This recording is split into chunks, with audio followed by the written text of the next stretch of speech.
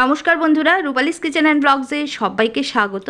প্রথমেই দেখো কড়া বসিয়ে সর্ষের তেল হাফ কাপের মতো দিয়ে ভালো করে তেলটাকে গরম করে নিয়ে তার মধ্যে দিয়ে দিলাম আমি একটা মাছের মাথার দুটো টুকরো। লবণ আর হলুদ গুঁড়ো আগে থেকেই মাথাগুলোতে মাখিয়ে রেখেছিলাম। এবারে কাতলা মাছের দুটো টুকরোকে আমি খুব ভালো করে লাল লাল করে একদম ভেজে নিচ্ছি। আজকের রেসিপিটা হচ্ছে কাতলা মাছের মাথা দিয়ে বরবটির চচ্চড়ি। তো সেই জন্য মাথাগুলোকে আমি খুব সুন্দর করে ভেজে নিচ্ছি। তোমরা কিন্তু কাতলা মাছের মাথার পরিবর্তে যে কোনো মাছের মাথা দিয়েই রান্নাটা করতে পারো। তো এগুলো ভাজা হয়ে গেছে, একদম কড়া করে ভেজে নিয়েছি। এবার তেল থেকে তুলে নেওয়ার পালা।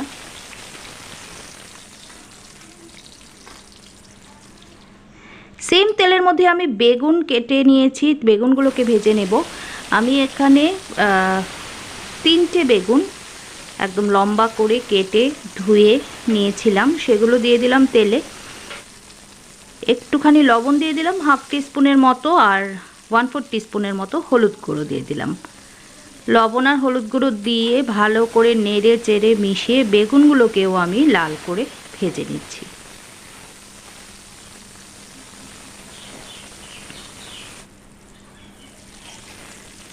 দেখো বেগুনটাকেও ভেজে তুলে নিচ্ছি। খুব বেশি সময় লাগে না বেগুন ভাজা করতে, 3 থেকে 4 মিনিটের মধ্যেই বেগুনটা ভাজা হয়ে গেল।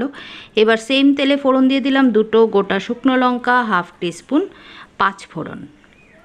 আর এদিকে দেখো আমি একটা বড় সাইজের আলুকে এরকম লম্বা করে কেটে নিয়েছি, দুটো কাঁকরোলকে কেটে নিয়েছি লম্বা করে, আর বেশি করে নিয়েছি বরবটি। এখানে 200 গ্রামের মতো বরবটি নিয়েছি।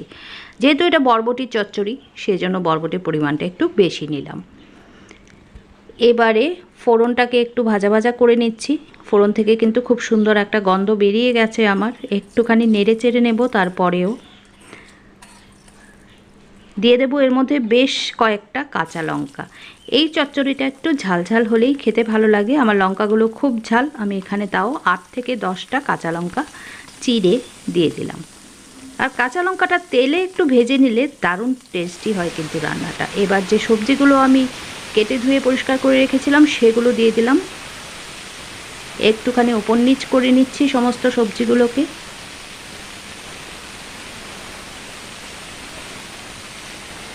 এখানে আমি বরবটির পরিমাণ বেশি দিয়েছি কারণ বরবটির চচ্চড়ি এটা।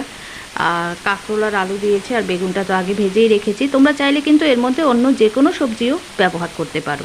দিয়ে দিলাম স্বাদ মতো লবণ, হাফ টিস্পুন হলুদ গুঁড়ো, 1 টিস্পুন দিয়ে দেবো আমি জিরে গুঁড়ো,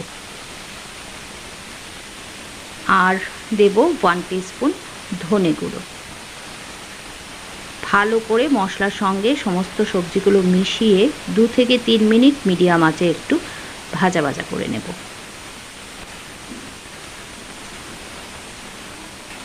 একদমই সিম্পল রান্না, একদমই ঘরোয়া উপকরণে রান্না, কিন্তু এর টেস্ট কিন্তু দারুণ হয়। গরম ভাতের সঙ্গে বরবটি দিয়ে মাছের মাথার এই চচ্চড়িটা সত্যি অসাধারণ লাগে খেতে। তো একটু ভাজা ভাজা করে নিলাম। এবারে এর মধ্যে দিয়ে দিচ্ছি আমি গরম জল। আমি এখানে 2 কাপের মতো গরম জল দিয়ে দিলাম।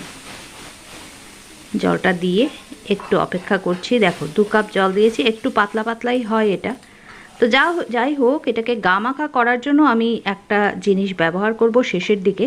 আপাতত একটা ঢাকনা দিয়ে ঢেকে 5 থেকে 6 মিনিট মিডিয়াম আঁচে রান্না করে নেব। তো 5-6 মিনিট পর আমি ঢাকনাটা তুলে নিয়েছি। আমার কিন্তু সবজিগুলো মোটামুটি ভালোই সেদ্ধ হয়ে গেছে। চেক করে নেব একটুখানি কাঁকরোল আর আলুটা সেদ্ধ হয়েছে কিনা। বরবটি কিন্তু একদম সেদ্ধ হয়ে গেছে।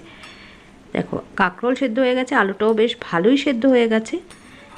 এবারে আমি এর মধ্যে ভেজে রাখা মাছের মাথার টুকরোগুলো দিয়ে দেব।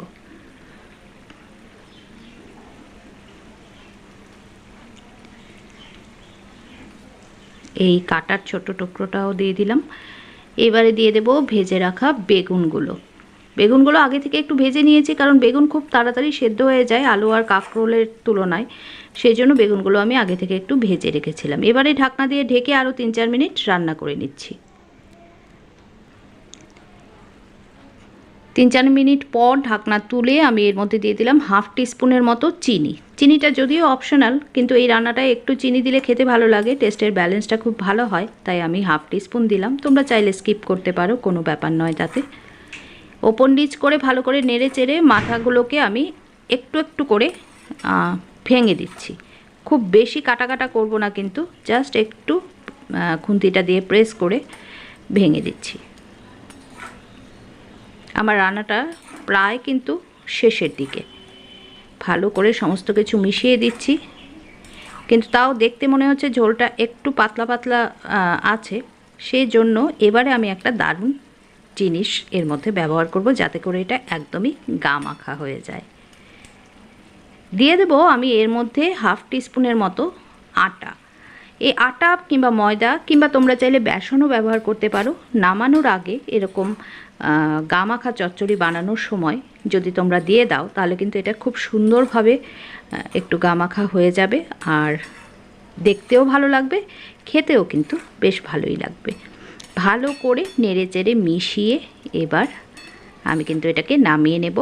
গরম ভাতের সঙ্গে যেমন ভালো লাগবে, রুটির সঙ্গেও কিন্তু এটা দারুণ লাগবে। তো আমার আজকের রেসিপি কেমন লাগলো কমেন্ট করে অবশ্যই জানিও। ভালো লাগলে লাইক করো, শেয়ার করো, আর সাবস্ক্রাইব করে পাশে থেকো। আজ চলি, নমস্কার।